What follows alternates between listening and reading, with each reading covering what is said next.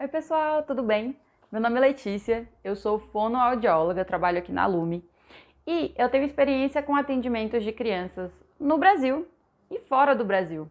E muitos dos meus pacientes, na verdade, são japoneses. É inusitado, né? Por isso até que eu estou estudando japonês. Eu não sou muito boa ainda, mas eu vou ficar. E aí, conversando com as mães desses pacientes, surgiram muitas dúvidas de como que se dá o tratamento no Japão e o tratamento no Brasil. E eles são tratamentos razoavelmente diferentes, até porque o Brasil e o Japão são países muito diferentes, né? Não só quanto à saúde pública, mas como as pessoas com deficiência são vistas na sociedade, né? E aí eu queria conversar sobre isso um pouquinho e mostrar as diferenças de como que uma pessoa autista é diagnosticada e tratada no Japão e como que ela é no Brasil. Bom, começando pelo diagnóstico, para a gente saber se essa criança tem mesmo autismo ou se ela tem outro transtorno de desenvolvimento, a gente vai começar com uma consulta ao médico. E no Japão a gente já vê uma diferença, porque lá não existe saúde universal gratuita como existe no Brasil, né? Então, como que funciona lá? Os hospitais, eles têm vários tipos de convênios diferentes, desde convênios que são muito baratos a convênios que são mais caros, que vão cobrir até 70% dos tratamentos que você vai ter no hospital, né? E aí, digamos que você vai numa consulta com o médico, você paga na hora, né, essa consulta, e aí o seu convênio ele vai te dar um desconto de uma porcentagem até 70% do valor que você pagou na consulta. Então, mesmo que você tenha ali um desconto bastante grande, você ainda assim vai pagar por essa consulta. Para fechar esse diagnóstico, a gente pode ir em vários profissionais. Pode ser um neurologista, um pediatra, um médico da família que já acompanha essa criança. E o que a gente vê mais aqui no Brasil, mais comumente, o diagnóstico geralmente é fechado por médicos neurologistas, né? Chegando no médico, você vai levar sua criança e ele vai passar por uma série de perguntas e de avaliações que o médico vai fazer em sala.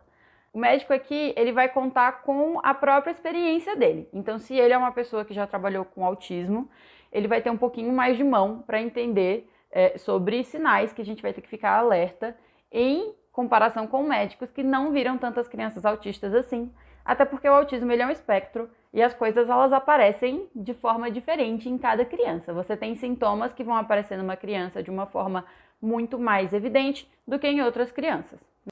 No Brasil, a gente vai pensar em duas possibilidades. Então, a gente tem o acesso à saúde gratuita, né, pelo SUS, ou você pode fazer na rede particular de hospitais que o pessoal tem convênios ou efetivamente pagam o valor por inteiro, né, nas consultas. Na rede pública, no SUS, você vai ter um atendimento que é um pouco mais ambulatorial, que é pela UBS, o posto de saúde, e você pode chegar com uma queixa de que a sua criança está com um atraso de desenvolvimento, ou então ele não fala, ou então ele tem dificuldades na escola, e esses profissionais vão te encaminhar para uma rede um pouco mais robusta, que vai te assegurar que você consiga fazer um diagnóstico. Então, geralmente, quando a gente entra pela UBS, se for um caso nesse sentido de um transtorno mais efetivamente de desenvolvimento, um transtorno que é um pouco maior, um pouco mais sério, geralmente eles vão te encaminhar para um hospital maior ou um lugar que seja referência quando a gente pensa em autismo. No hospital do SUS, você vai ter que pegar uma fila bem grande, porque geralmente, né, tem um tempo de espera bem exacerbado, infelizmente, até porque como é um atendimento gratuito, a gente vê isso não só no Brasil, mas na Inglaterra, que também tem atendimento gratuito, geralmente você vai ter filas bem grandes, e essa fila pode demorar semanas, meses ou algumas horas. Isso vai variar bastante de hospital para hospital. Aqui em São Paulo, eu estudei na Unifesp, então no Hospital São Paulo, né, que é o hospital municipal, a gente via ali uma demora de alguns meses para conseguir chamar algumas famílias, entrar em contato e fazer avaliação de crianças. Na rede particular, você não vai ter que esperar, mas você vai ter que pagar, de qualquer forma. E aí, na rede particular, você pode consultar com o médico que você quiser. Geralmente, o que a gente observa aqui no Brasil é que o médico, quando ele vai fechar um diagnóstico, especialmente na rede particular, ele vai pedir observação de outros profissionais. Então, ele geralmente vai indicar que a família vá num psicólogo, que a família vá numa fono ou num terapeuta ocupacional, em outros profissionais que também trabalham com autismo, que vão ter uma visão e vão ter uma descrição de sintomas diferenciado de um médico que só vai ver essa criança uma ou duas vezes a cada quantidade de meses, né? Uma quantidade de meses muito grande. Então acaba que os médicos eles geralmente pedem opinião de outros terapeutas e de outros profissionais da saúde que estão acompanhando essa criança, além deles mesmos aplicarem protocolos e avaliações com os pacientes na sala. Isso é uma diferença razoável que a gente vê do Japão, porque o acesso a terapeutas ele é livre. Você pode ir ao médico que você quiser, ao terapeuta que você quiser, sem necessariamente ter uma indicação a esse profissional, né? Então, o que eu observo no Japão é que para os meus pacientes terem acesso à terapia ocupacional, à fisioterapia, à fonoterapia, eles vão precisar ali de uma indicação do médico. E se o médico não indicar, muitas vezes eles vão ter mais dificuldade de ter acesso a esses programas e a esses atendimentos. Existe por fora? Existe. Existe na rede particular, você pagando um valor diferente. Mas é bastante caro e o próprio hospital muitas vezes tem esses profissionais, além de centros de atendimento, que a gente vai falar já já. Então, no Brasil, a gente vai ter ali um conjunto de profissionais diferentes olhando para a mesma criança e listando coisas que são observadas de forma clínica e com protocolos de avaliação. E aí, baseado na visão que você vai ter de várias pessoas diferentes, você vai chegar num diagnóstico fechado de autismo.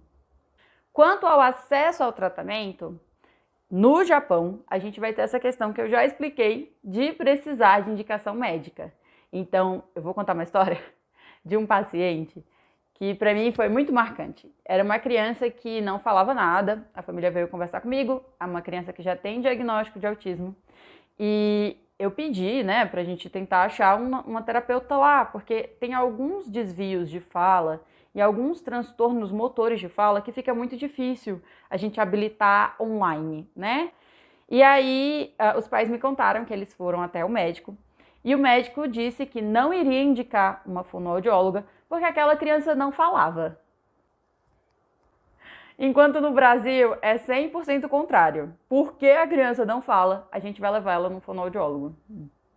O acesso ao tratamento ele vai se dar de acordo com indicação médica e a gente vai seguir um parâmetro que a gente fala que é norte-americano, né? Então, quando a gente pensa em tratamento de autismo, os Estados Unidos são sempre líderes em pesquisa, eles têm vários centros de atendimento e de estudo sobre autismo e eles fazem...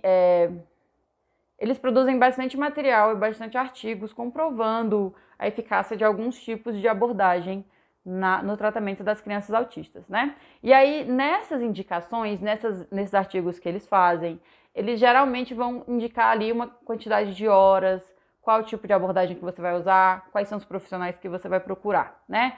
E isso a gente tem tanto aqui no Brasil quanto no Japão. A gente observa que os médicos, eles têm bastante acesso à informação, eles são médicos que pesquisam, mas o que eu observo no Japão é que como essas pesquisas muitas vezes são em inglês, eu vejo uma dificuldade um pouquinho maior dos médicos japoneses de conseguir encontrar referências e artigos que comprovem uma quantidade de horas que essa criança tem que ter por semana de terapia, né? No autismo, a gente sempre vai pensar numa quantidade de horas por semana. Então, ele vai ter psicóloga, vai ter fonoaudióloga, ele vai ter um psicomotricista, alguém que trabalhe com a parte motora.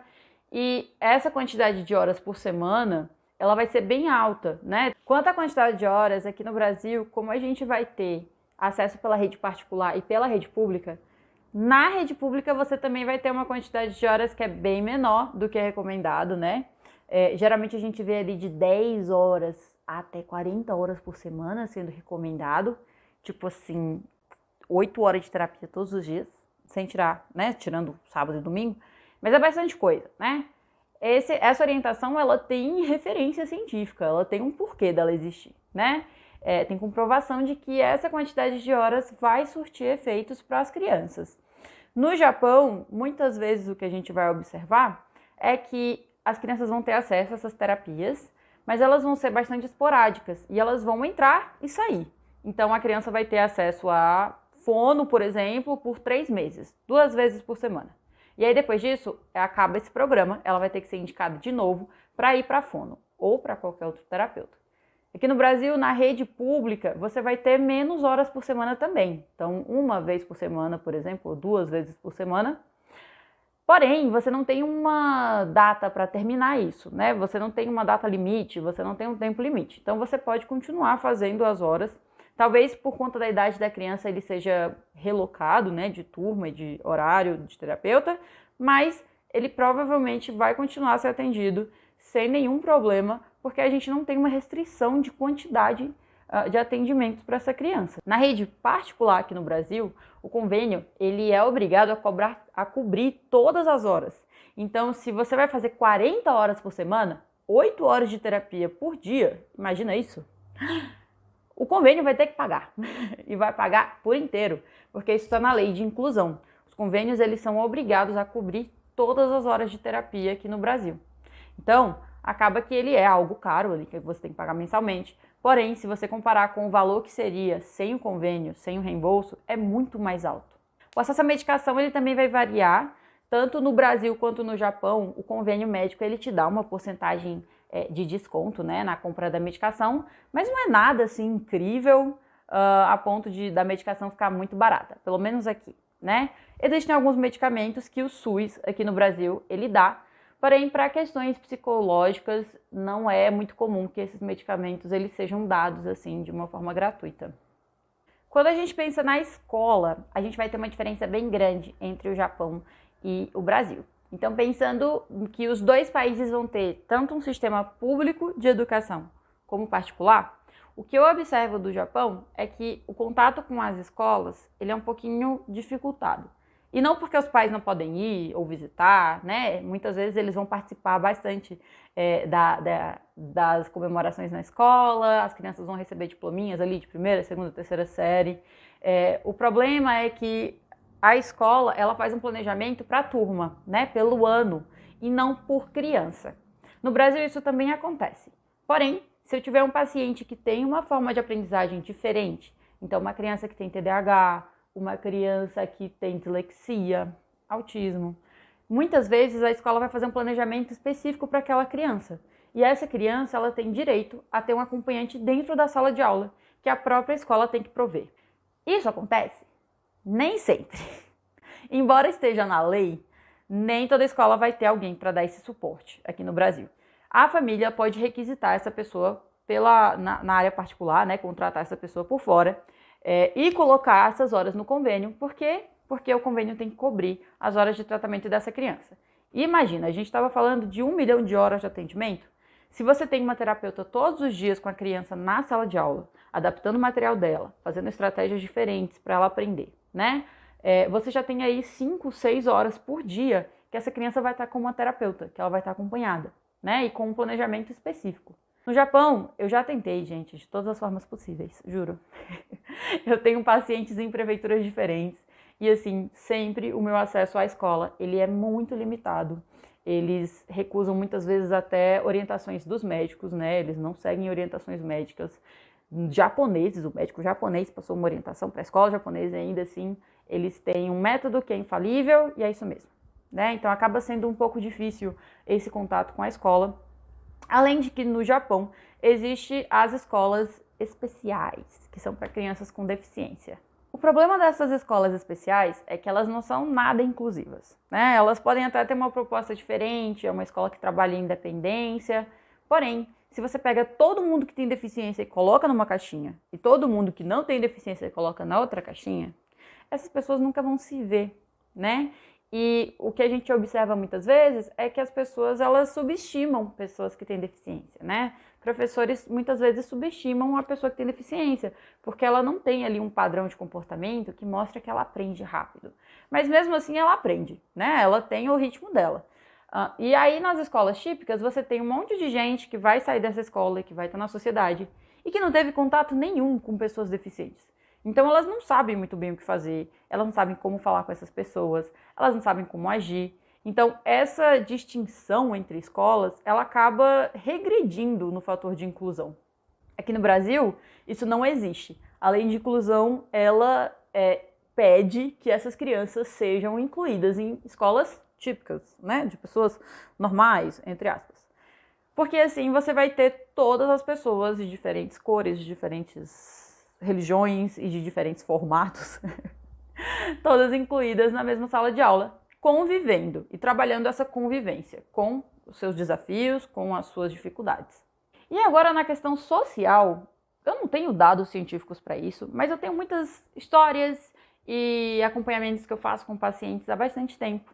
E o que a gente observa no Japão é que o Japão ele é bastante quadradinho em alguns aspectos. O que é chocante, né? Porque quando a gente aqui no Brasil pensa no Japão, a gente pensa num país que é muito tecnologicamente avançado, que a gente escuta muito sobre essas privadas que tocam música e acende luz, a banheira que enche sozinha de água e mantém a temperatura, robôs, né? O Japão ele tem, a gente escuta bastante coisa sobre avanços tecnológicos no Japão, mas o jeito que a sociedade lida com pessoas com deficiência é um pouco diferente, né? A gente sempre escuta que existe um distanciamento e que existe um fator das pessoas japonesas não quererem incomodar as outras, né? Porque é uma convivência em grupo. Então eles tentam ao máximo ser compreensíveis e evitam situações que podem causar problema.